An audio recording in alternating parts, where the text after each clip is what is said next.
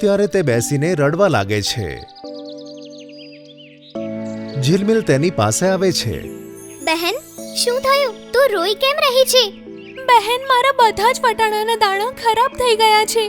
પણ મારા વટાણાના દાણા તો એકદમ સરસ છે. તો તારા વટાણાને શું થયું?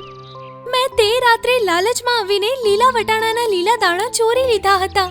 બરાબર પાકેલા ન હોવાને કારણે તે વટાણાના દાણા ખરાબ થઈ ગયા અને પછી તેનાથી સૂકા વટાણાના દાણા પણ ખરાબ થઈ ગયા.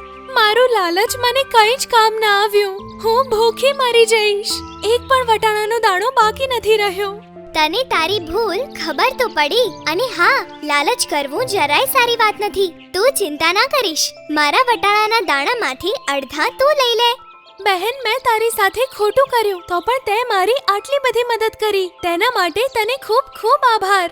કોઈ વાંધો નહીં. કમસે કમ તારી લાલચની આદત તો દૂર થઈ. આપણે ફરી ખેતી કરી લઈશું.